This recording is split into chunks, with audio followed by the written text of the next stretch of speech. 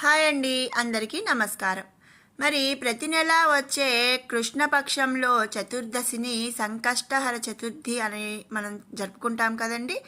మరి కార్తీక మాసంలో వచ్చే సంకష్టహర చతుర్థిని అంగారక సంకటహర చతుర్థి అని చెప్తారు. ఈ అంగారక చతుర్థి ప్రత్యేకత ఏమిటి అనేది మనం ఈ వీడియోలో తెలుసుకుందాం. మరి ఈ వీడియో ఆఖరి వరకు కూడా స్కిప్ చేయకుండా చూడండి. అలాగే ఫస్ట్ టైం మన ఛానల్ చూస్తుంటే కనుక సబ్స్క్రైబ్ చేసుకోండి అండ్ లైక్ బటన్ కూడా క్లిక్ చేయండి.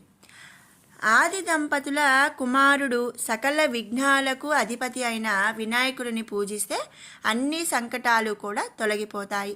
ఎలాంటి అడ్డంకులైనా తొలగించే ఆదిదేవుడి అనుగ్రహం పొందడానికి ఆయన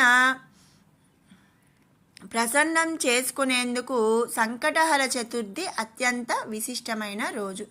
సంకష్టహర చతుర్థి వ్రతాన్ని ఆచరించడం కష్ట నివారణమని మనం తెలుసుకోవాలి. కృష్ణపక్ష చతుర్థినే సంకష్టహర చతుర్థి అంటారు. ఇక సంకష్టహర చతుర్థి మంగళవారం నాడు వస్తే అంగారక సంకష్ట చతుర్థి అని అంటారు. అలా కలిసి రావడం చాలా విశేషమైనది. ఆ రోజు అత్యంత పర్వదినం. ఈ అంగారక చవితి రోజున గణపతిని పూజించటం, సంకటహర చతుర్థి వ్రతం ఆచరించటం వల్ల జాతకములోని కుజదోష సమస్యలనేవి తొలగిపోవడంతో పాటుగా చేపట్టిన పనులన్నిటిలో కూడా సంకటములన్నీ తొలగిపోతాయని ప్రతీతి. ఇక ఈ అంగారక చతుర్థి ప్రాముఖ్యత విషయం మనం ఇప్పుడు తెలుసుకుందాము. భవిష్య పురాణంలో, నరసింహ పురాణంలో కూడా సంకట చతుర్థి ప్రాముఖ్యత చెప్పబడి ఉంది. సంకట చతుర్థి మహత్యం శ్రీకృష్ణుడు యుధిష్ఠిరునికి వివరించాడు.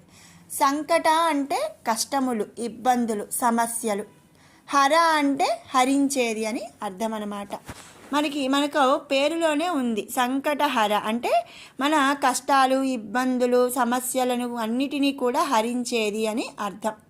ఋగ్వేదంలో గణపతి వేదాలు జ్ఞానములకు, కర్మిష్ఠులకు, సర్వవ్యాపక భక్తుల ప్రభువని, సర్వగణాలకు అధిదేవత అని, సర్వాహ్లాదకరుడని, సర్వులకు జ్యేష్ఠుడని, అధినాయకుడని, ఉత్తమ కీర్తి సంపన్నుడని గణపతిని కీర్తించబడ్డాడు.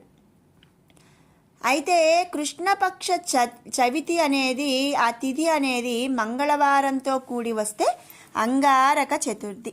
ఈరోజు వినాయకుని వ్రత ఆచరణం అత్యంత ఫలప్రదం. వినాయకుని అనుగ్రహ ప్రాప్తికై కుజుడు చేసిన తపస్సు ఫలితంగా మాఘకృష్ణ చతుర్థి దినాన చంద్రోదయ వేళలో 10 భుజాలు కలిగిన బాలుని రూపంలో ప్రత్యక్షమై ఆనాడు మంగళవారం కనుక కుజుని పేరు మంగళుడు అని నామకరణం చేసి అంగారక సంకట చతుర్థి నాడు వినాయక వ్రతాచరణ ద్వారా కుజదోష సమస్యలు, సంకటాలు తొలగి సఫలత లభించగలదని వరం ప్రసాదించారని మన పురాణాలు స్పష్టం చేస్తున్నాయి. సంకటహర చతుర్థి రోజు దినమంతా అంటే రోజంతా కూడా ఉపవాసం ఉండి సాయంత్రం సూర్యాస్తమయ సమయానికి అంటే సుమారు 6 గంటలకు వినాయకుడికి పటానికి, విగ్రహానికి గరికెతో చేసిన దండ వేసి అష్టోత్తర నామాలతో పూజ చేసి ఉండ్రాళ్లను నైవేద్యంగా పెట్టాలి. సంకటహర నాశన స్తోత్రం పఠించాలి. ఉపవాసం ఉండలేని వారు 4 సార్లు సంకటహర నాశన స్తోత్రం పఠిస్తే గణపతి అనుగ్రహాన్ని పొందవచ్చని పురాణ వచనం. చంద్రదర్శన అనంతరం భోజనాలు చేయటం నిర్దేశిత ఆచారం. ఇలా చేస్తే సకల కష్టాలు, సంకటాలు తొలగిపోతాయి.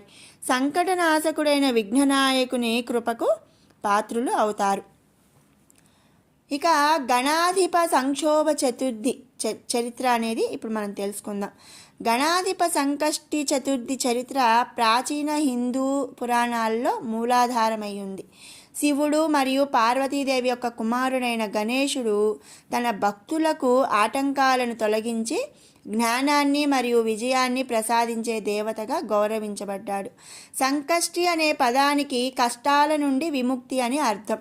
మరియు చతుర్థి అనేది హిందూ క్యాలెండర్లలో అంటే చంద్రపక్షంలో 4వ రోజు అని సూచిస్తుంది. ఈ రోజున ఉపవాసం పాటించడం మరియు గణేశుణ్ణి పూజించడం వల్ల భక్తులు అడ్డంకులను అధిగమించి వారికి సంపన్నమైన జీవితాన్ని ప్రసాదిస్తారని నమ్ముతారు. మరి విన్నారు కదండి అంగారక చతుర్థి యొక్క ప్రత్యేకత ఏమిటి అనేది. మరి అందరూ కూడా ఈ అంగారక చతుర్థి రోజు ఉపవాసం ఉండి ఆ గణపతి యొక్క కృపకు గణపతి యొక్క కృపకు పాత్రులు కాగలరని ఆశిస్తున్నాను. మీకు ఈ వీడియో నచ్చినట్టయితే లైక్ చేయండి, షేర్ చేయండి. అలాగే మరిన్ని అప్డేట్స్ కోసం మన ఛానల్